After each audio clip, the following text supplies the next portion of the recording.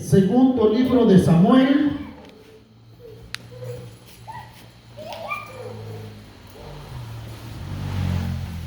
Segundo libro de Samuel, capítulo 7.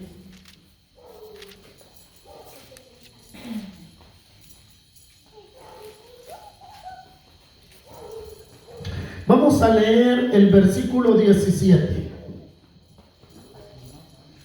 ¿Lo tiene? Segundo libro de Samuel 7, 17.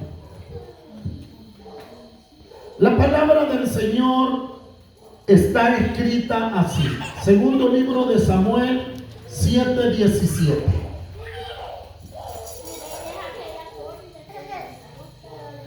Dice así: conforme a todas estas palabras y conforme a toda esta visión, así habló Natán a David. Y entró el rey David y se puso delante de Jehová y dijo: Señor Jehová, ¿quién soy yo y quién es mi casa para que tú me hayas traído hasta aquí? Y aún te ha parecido poco esto, Señor Jehová, pues también has hablado de la casa de tu siervo en lo porvenir. ¿Es así como procede el hombre, Señor Jehová? ¿Y qué más puede añadir David hablando contigo? Pues tú conoces a tu siervo, Señor Jehová. Todas estas grandezas has hecho por tu palabra y conforme a tu corazón, haciéndolas saber a tu siervo. Por tanto, tú te has engrandecido, Jehová Dios, por cuanto no hay como tú, ni hay Dios fuera de ti, conforme a todo lo que hemos oído con nuestros oídos. ¿Puede sentarse? Gloria al Señor. Vamos a hablar esta noche acerca, mis hermanos, de cuando Dios engrandece al hombre. De eso vamos a hablar esta noche. Cuando Dios engrandece al hombre. El profeta Natán tuvo una visión donde Dios le habló respecto a David. Dios conoce el corazón de cada persona. Los pensamientos y los sentimientos que nosotros tenemos no los desconoce nuestro Dios. La Escritura dice que antes que hablemos, que la palabra esté en nuestros labios, Él ya la conoce. Es que Él lo sabe todo. Entonces David tenía una inquietud. Dice la palabra, mis hermanos, de que David había llevado el arca hacia la ciudad de Jerusalén. Para él esto era un sueño cumplido, pues él sabía, mis hermanos, de que el arca debería de estar en el lugar de adoración. Y David entendía que el lugar de adoración era Jerusalén. Allí tenía que estar, mis hermanos, el templo, o allí tenía que estar el lugar de adoración. Entonces este hombre lleva el arca hasta ese lugar, y cuando él la lleva, la Escritura dice que en aquel tiempo el arca estaba bajo cortinas, porque era un tabernáculo. El tabernáculo era una tienda de campaña hecha de pieles de animales. Entonces el arca estaba guardada allí. Pero David, viendo el arca, dice de que él sintió en su corazón esto. Él dijo: yo habito en casa hecha de cedro. Me imagino que la casa de David era muy hermosa, pues él era el rey de Israel y él tenía una casa muy bonita de cedro. Pero él dijo: yo habito en casa de cedro, y el arca de Jehová todavía está en medio de tiendas de cortina. Él vio, o a él le pareció, que el arca no debería de estar ahí, que debería de estar en otro lugar. Y es que el arca representaba la presencia de Dios en medio del pueblo de Israel. Entonces viene, mis hermanos, David siente el deseo de preparar un lugar mejor para el arca de Jehová. Fue allí donde, mis hermanos, el profeta Natán tiene una visión y Dios le habla respecto a esto y le dice a David estas palabras. Le dice: cuando saqué a Israel del medio de Egipto, nada les hablé de respecto a sacrificios y a holocaustos. Nada les hablé de levantar casa a mi nombre. ¿Por qué? Porque cuando sacó a Israel de Egipto, el Señor les dijo que lo sacaría para que celebraran fiesta al Señor. El Señor no les demandó nada más de que ellos fueran obedientes a su palabra y que ellos celebraran una fiesta al Señor en el desierto. Pero luego añade el Señor y le dice a Natán: dile a David, ¿dónde está la casa que me habéis de edificar? Si los cielos de los cielos no lo pueden contener, ¿dónde está el lugar de mi reposo? El Señor le está diciendo: tú me quieres construir casa, es bueno tu deseo, pero le dice el Señor: los cielos de los cielos no me pueden contener. ¿Dónde está el lugar que vas a hacer donde quepa toda mi gloria? O sea, mire qué tremendo es esto. David, mis hermanos, estaba escuchando de aquel Dios tan grande del cual le hablaba Natán. Era un Dios tan grande que se mostraba, mis hermanos, de una manera que no hay lugar donde se puede contener. Y el Señor le decía a David: ¿a dónde está la casa que me habéis de edificar? El Señor le dice: no te demandé ni a Israel nada acerca de casa. Claro, hermano, entendemos por la palabra que la Escritura dice claramente que Dios no habita en templos hechos por manos de hombres. Dios no habita en lugares que el hombre edifica con sus manos. No lo hace. Sino que la Escritura dice de que el Señor, cuando vino, Jesucristo vino, Él dijo: me preparaste cuerpo. Y el cuerpo de Jesús vino a ser, mis hermanos, el lugar donde reposó toda la gloria del Dios invisible. Ahora vemos, mis hermanos, de que en Cristo, mis hermanos, reposa toda la gloria de Dios. El libro de Colosenses dice: Él es la imagen visible del Dios invisible. El libro de Hebreos habla, mis hermanos, acerca de ese Dios invisible, el cual nadie puede contener. Pero ahora bien, la casa, mis hermanos, del Señor no son paredes, sino que son personas, los cuales han creído en Cristo Jesús como su Señor y como su Salvador. Él no habita en una casa que uno edifica. Está este lugar que es para adorar al Señor. Pero no es, mis hermanos, la casa de Dios. La casa de Dios es usted, su cuerpo, porque su vida el Señor la ha tomado como templo de su Espíritu Santo, donde Él habita con su presencia. Pero en aquel tiempo, mis hermanos, David, porque no había un templo, no se había levantado el templo, pero mis hermanos, David tenía ese deseo de darle algo mejor a Dios. Ahora bien, Natán le dice: no va a ser tú que vas a levantar casa, sino que va a ser uno de tus hijos. Él me va a levantar casa a mi nombre. ¿De quién hablaba? Hablaba de Salomón, sí. Pero Salomón es una figura muy clara de la obra que Cristo haría. Que Él, al morir y resucitar, levantaría hombres y mujeres creyentes en el Evangelio, que iban a venir a ser casa del templo, casa o templo del Dios viviente. Ahora bien, hermano, David, cuando oye esto, él, mis hermanos, queda impactado, porque el Señor estaba hablando acerca de cosas que él ni se imaginaba. Le estaba hablando acerca de sus hijos. Es que miren, mis hermanos, el estar en Cristo, esto es una bendición grande, porque nosotros vamos de paso en este mundo. ¿Cuánto hemos de vivir? Quizás algunos vivirán 40 años, otros 50, otros 60, otros 80, los años que el Señor le permita vivir. Pero sabe que si aún Cristo no ha venido, usted va a tener hijos, tiene hijos, y ellos van a volver a tener hijos, y siguen las generaciones. Pero qué bendición es que usted ha conocido al Señor.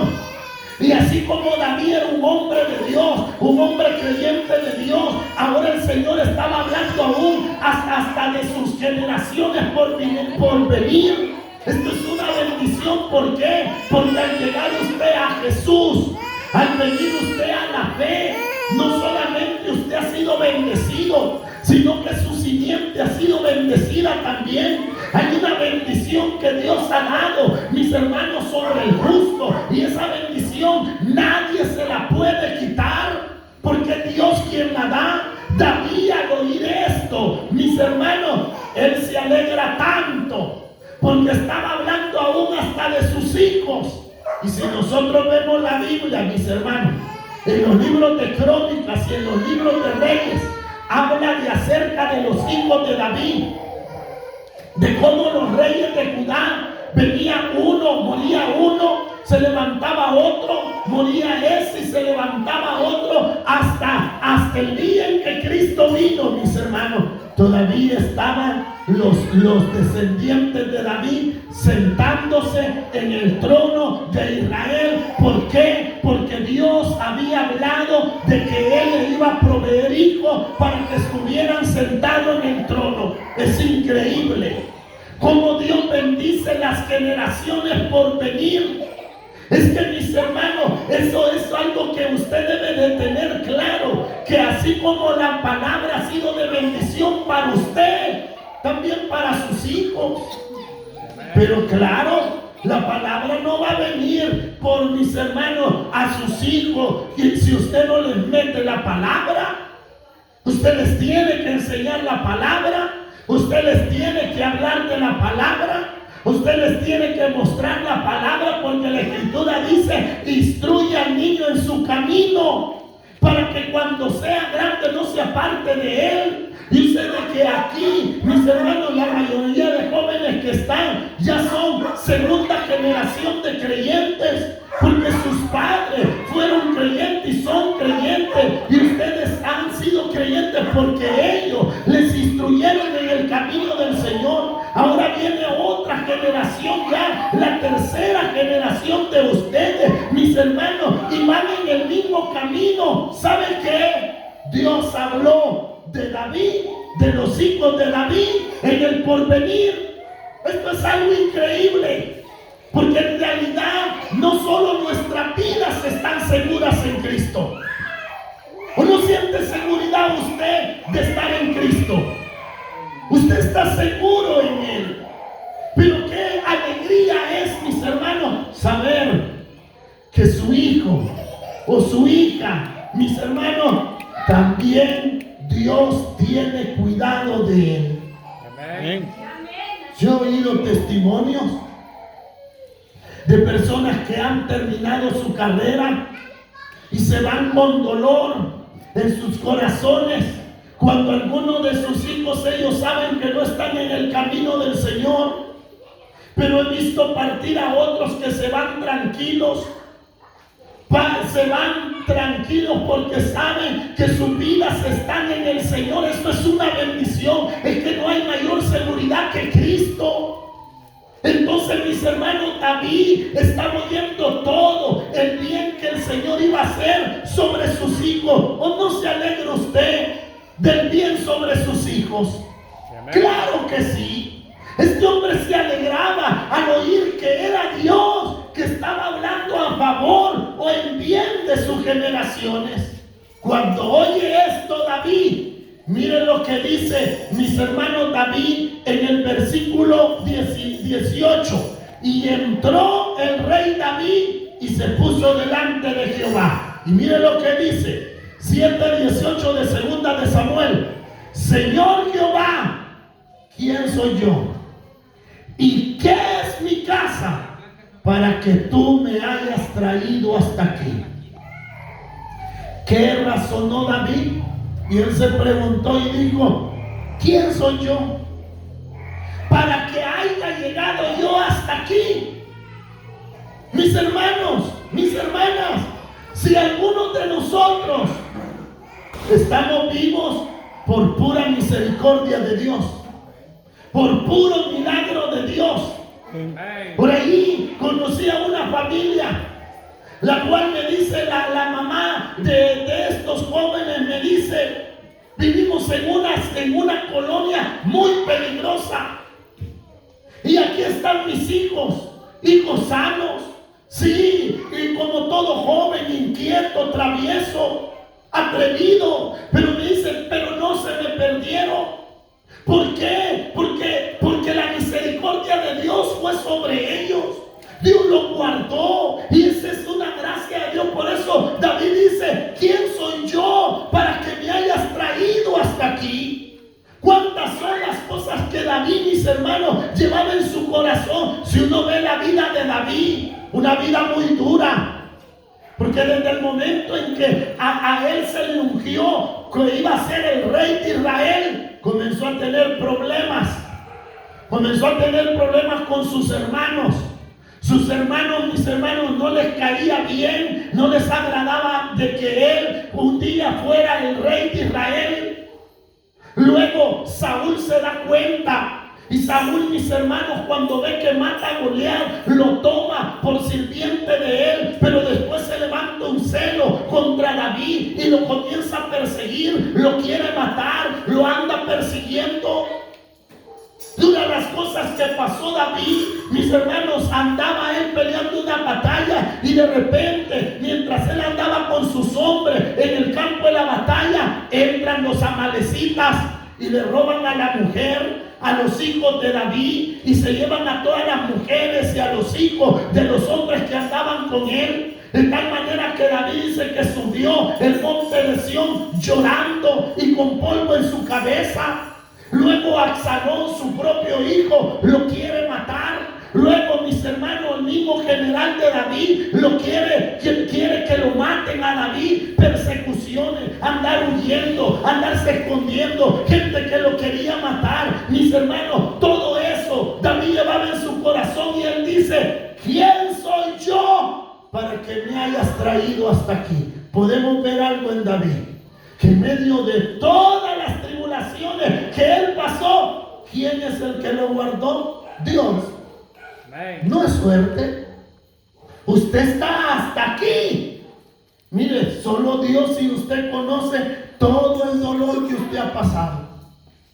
Si hay cosas de las cuales el Hijo de Dios y la hija de Dios pasa, mis hermanos, que otras personas han quedado hasta locos por las dificultades que han venido sobre sus vidas tan fuertes, pero sin embargo usted está delante del Señor y está glorificando su nombre. ¿Sabe por qué? Porque Dios lo ha traído hasta aquí. A Él le ha placido darle vida, guardarlo, ayudarle en medio de las necesidades que tiene, levantarle en medio de su decaimiento, y día a día le va ayudando el Señor. Nosotros podemos decir también como David: ¿quién soy yo para que esté yo ahora aquí? No es tanto lo que yo sea, sino quién es Él. Que Él es bueno. Dios es bueno. Dios es muy misericordioso. Dios es muy compasivo con nosotros. Dios, mis hermanos, ha sido tan clemente sobre nuestra vida y nos ha ayudado hasta aquí. David dice, mis hermanos: ¿quién soy yo y qué es mi casa? Si la casa de David, entre las familias de Israel, era de las más chiquitas. La familia de él era no solo de las más pequeñas, sino la más pobre. De las familias más pobres. Mis hermanos, es que ahí es donde podemos ver que Dios no mira las apariencias o lo que el hombre tiene, lo que el hombre le falta. ¿Sabe? Dios es Dios. Y cuando Dios pone su mirada en alguien, Él no anda viendo si aquella persona tiene algo, no tiene, o le falta esto, le falta lo otro. Él es Dios. Él va a engrandecer la vida de esa persona. Lo vemos en David. Si David, mis hermanos, no tenía ninguna esperanza de llegar a ser quien llegó a ser, porque él era, mis hermanos, él era el octavo de los hijos de Isaí y era el último, el más chiquito. Todos sus hermanos grandes andaban peleando con Saúl, pero David ya estaba guardando las ovejas de su papá. Él era el más pequeño, pero en él se puso su mirada el Señor. Dios puso su mirada en él y mis hermanos, y Dios se fijó en David. Pero ¿qué tenía David? Nada en especial. Dios lo hizo especial. ¿Qué es lo que usted tiene? ¿Qué es lo que yo tengo? No es que tengamos algo hasta aquí. ¿Qué hemos hecho por Dios? No hemos hecho nada y no podemos hacer nada. ¿Qué le hemos dado a Dios?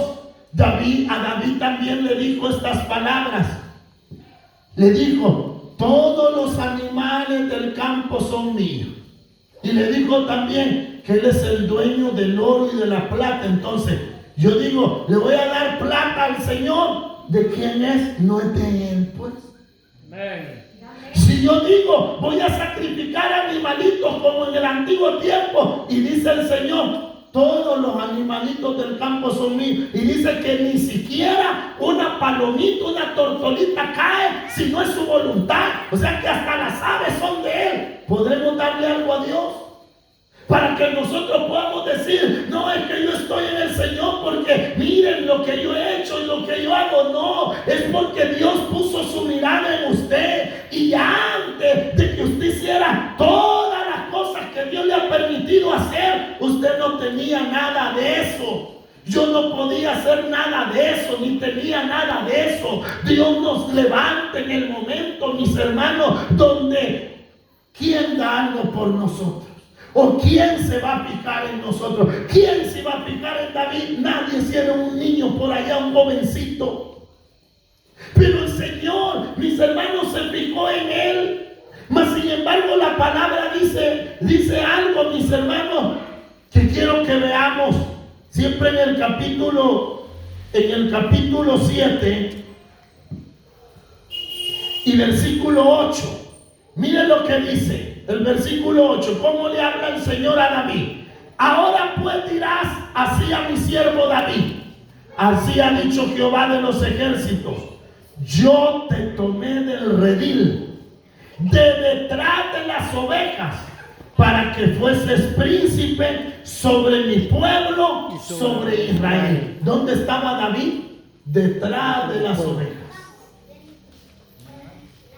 No era alguien sobresaliente, es que Dios engrandece al hombre. Y Dios toma gente, mis hermanos, que no se le ve ningún atractivo o ninguna utilidad, mas sin embargo, mis hermanos, Dios lo toma y Él lo levanta. Lo que hizo con David cuando lo tomó, no lo tomó cuando él peleó contra Goliat, no, lo tomó cuando él estaba atrás de las ovejas, cuando llegó el Señor a su vida. ¿Dónde estaba usted? No estaba donde ahora está.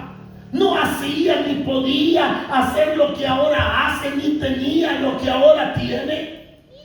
¿Dónde estaba? Estábamos en momentos, mis hermanos, difíciles algunos, otros en momentos de incertidumbre, pero ahí llegó el Señor. Allí iluminó nuestras vidas, trajo sentido a nuestro caminar, nos mostró el camino por donde ir. Mis hermanos, a David vemos un ejemplo cuando Dios engrandece al hombre, dice: de detrás de las ovejas te llamé para que fueras mi príncipe.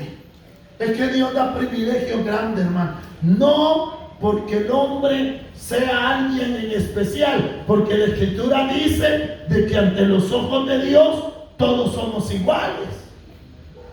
Si usted dice, no, hermano, es que yo soy un buen cristiano, ¿acaso no ha leído que fuimos creados para buenas obras? Y que se nos ha dado el Espíritu del Hijo para que pudiéramos obedecer al Padre. Entonces Pablo dijo, entonces ¿por qué gloriarnos si todo lo hemos recibido?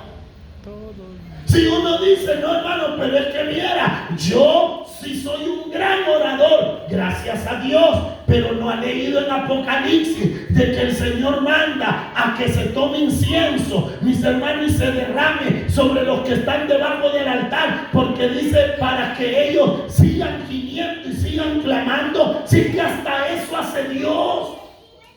Para que nosotros no nos robemos nada de la gloria de Él. Si usted puede hacer algo, si usted ha alcanzado algo, recuerde lo que dijo David. ¿Y quién soy yo? Yo nadie. Él es grande, Él es todopoderoso. ¿Quién soy yo? Yo no soy nadie, solamente soy un hombre que Dios puso su mirada sobre mí y Él ha sido muy bueno conmigo. ¿Quién es usted? Ese, el cual Dios miró, mis hermanos, y se agradó de usted para hacer misericordia en su vida y para exaltarlo, para levantarlo. Dios hace cosas maravillosas.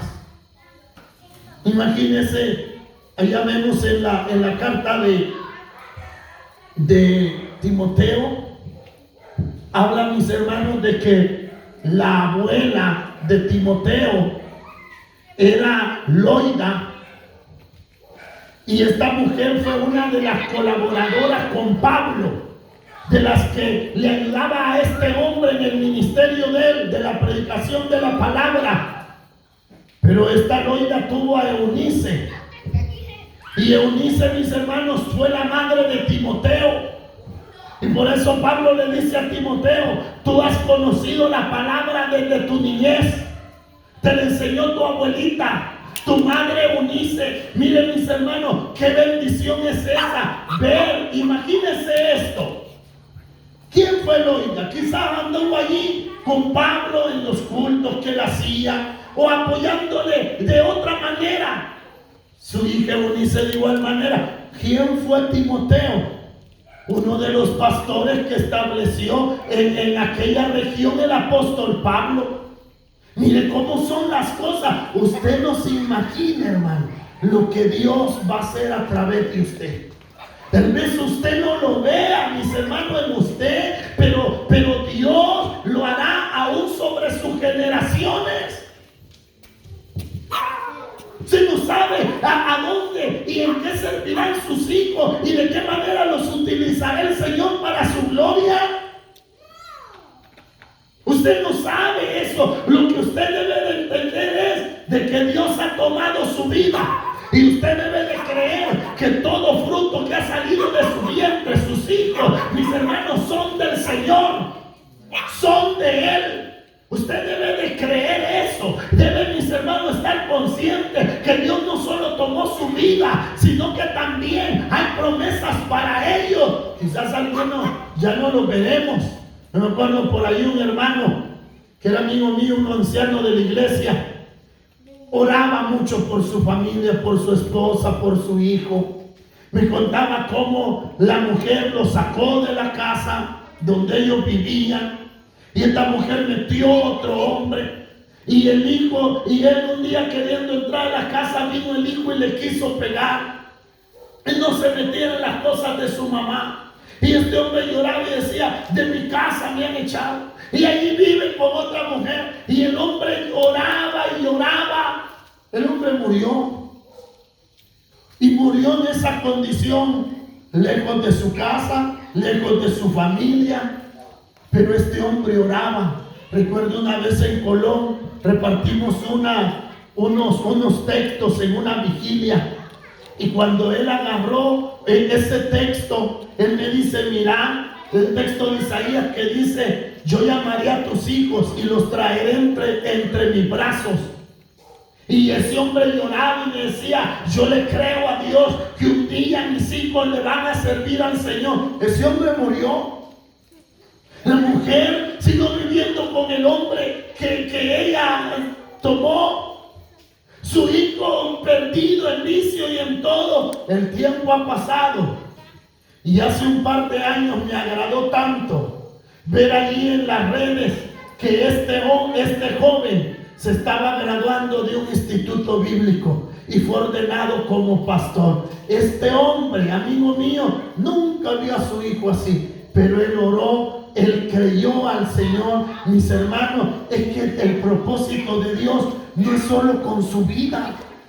Por eso usted debe de cuidarse para el Señor. Por eso usted debe de procurar hacer las cosas bien para el Señor. Porque mire, esos chiquititos que están a la par suya, o esos grandotes que usted tiene, se fijan qué tipo de cristianos somos.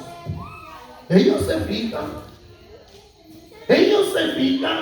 Está en nosotros el afectarlos para bien o para mal. David sabía todas estas promesas y él decía, ¿quién soy yo? No, es que no es quién eres tú, es quién es él. El Dios que puso su mirada en David le dice, de detrás de las ovejas te llamé, para que fueses príncipe en medio de mi pueblo. Mire qué honra más grande. ¿Lo merecía David? No, es que es gracia. La gracia, mis hermanos, es el favor de Dios que Él otorga al hombre gratuitamente, no porque lo merezca, no porque se lo haya ganado, sino porque Él se lo quiere regalar. Esa es la gracia del Señor. Las promesas de Dios no son porque nosotros las merecemos, sino porque son promesas que Él hace, mis hermanos, para que nosotros las veamos cumplidas en nuestra vida. Entonces yo le puedo decir, estamos bendecidos porque estamos en Cristo.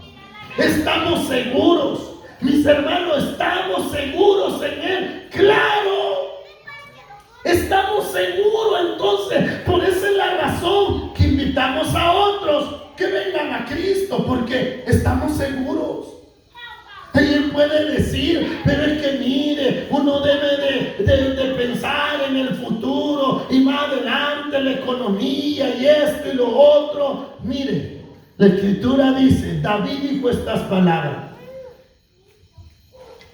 crecí, joven fui y he envejecido, dice, y no he visto justo desamparado, ni su simiente que mendigue pan. ¿Quién? El justo. ¿Quién? El justo. El justo, mis hermanos, dice, nunca he visto justo desamparado. ¿Por qué? Tiene amparo, Jehová de los ejércitos. Tiene ayuda, la roca de Israel. Tiene, mis hermanos, un libertador, Cristo Jesús, Señor nuestro. O sea, ¿qué le falta al hombre con Cristo? No le falta nada. Entonces David, mis hermanos, él se presenta delante del Señor y dice, ¿quién soy yo para que tú me hayas traído hasta aquí y para que hayas hablado hasta de mi casa? Ay, hermano, tenemos un Dios tan bueno, que lo único que podemos resumir es, mis hermanos, que día a día vemos sus bondades sobre nuestras vidas. Hoy puede ser que hoy usted se levante afligido y el Señor le quita la aflicción durante el día.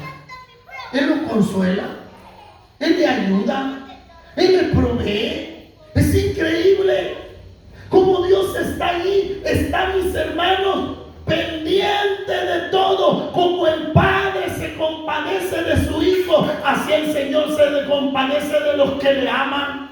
Tenemos un Dios compasivo que está pendiente de usted. Entonces David se admira y se presenta delante del Señor y dice, Señor, ¿y quién soy yo? Mira, hermano, alégrese en el Señor. Alégrese porque Él puso su mirada sobre usted. Permanezca en Él y tratemos cada día de perseverar en sus caminos. No hagamos del camino del Señor una religión, mis hermanos, que nos sintamos cargados de buscar al Señor. Ay, que ir al Señor, ir a orar, ir a leer. No, que sea un deleite el que usted esté delante del Señor, porque si esto no es un deleite, entonces es una religión, que la religión cansa, aburre, agota, mata a las personas y dice, ay, yo ya me aburrí de eso. Pues para que no se aburra, usted no sea un religioso, usted sea un creyente, de que día a día usted vive en la fe y camina en el temor del Señor y busca honrar al Señor todos los días de su vida. Por ahí decía una hermana Con otra que le invitaba a la iglesia, vamos a la iglesia. Ay, no, le decía, sí, ayer fui. Y él le decía, ¿y ayer comió? Sí. Y ahora, y también mañana voy a comer. Entonces, ¿por qué el Señor no? ¿Por qué el Señor nos cansa? ¿Sabe cuándo nos cansa? Cuando hacemos de esto una religión. Entonces esto sí se vuelve pesado, aburre, se hacen las cosas por compromiso, porque me vean, para que no digan que me he caído, para que digan que sigo siendo hermano. No viva de fantasía, no viva de esa hipocresía, no, viva para el Señor, alégrese en Él cada día, levántese cada día y glorifique el nombre del Señor, porque es de Él que ha recibido usted tanta misericordia. Es de Él que usted ve cada bondad sobre su vida. Entonces, ¿qué vamos a hacer? Lo que hizo David, presentarse delante del Señor y reconocer que no era por lo que Él era, sino por lo que Dios es. Un Dios grande y todopoderoso. Eso jamás se le olvide, que es por lo que Él es. Un Dios grande y misericordioso. La misericordia de Dios nos sostiene. Su amor es fiel para con nosotros y nos abraza día con día. Mis hermanos, razón tenía David de estar admirado y decir, he llegado hasta aquí, porque es Él quien me lo ha permitido. Si usted ve para atrás, cuántas cosas no ha vivido feas, pero ha visto la mano de Dios. Sí la ha visto. Y aún en los momentos en que usted ha sido quebrantado, el Señor lo ha consolado, ha sanado su corazón, ha puesto paz en su corazón, y ahí va caminando. Usted ve gente que se parta, usted sigue. ¿Por qué? Porque Dios quien lo ha sostenido. Póngase de pie esta noche, cierre sus ojos al Señor.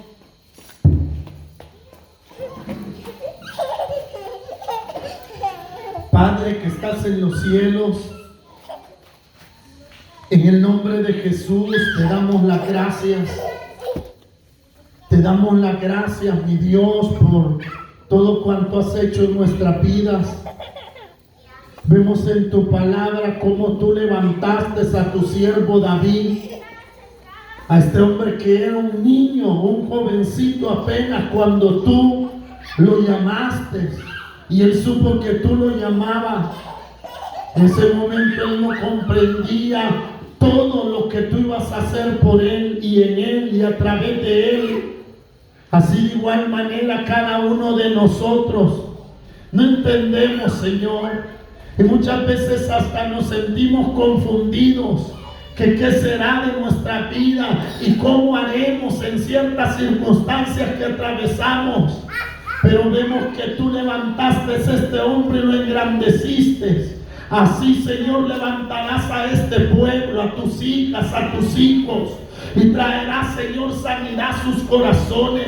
Fortaleza su vida, Señor, para que en tu nombre ellos sigan hacia adelante y caminen con pasos firmes. En el nombre de Jesús de Nazaret te doy gracias por lo que tú has llamado, por lo que tú has escogido, por lo que tú has levantado para tu gloria, Señor, porque sabemos que tú harás cosas maravillosas sobre ellos, Padre, en el nombre de Jesús.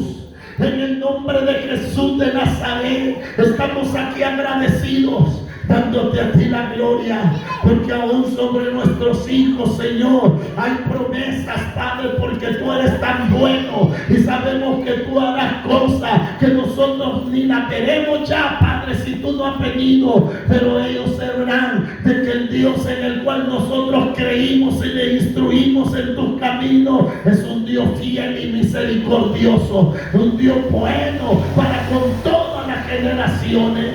A ti sea toda gloria, Señor. Levante sus manos al cielo y digámosle: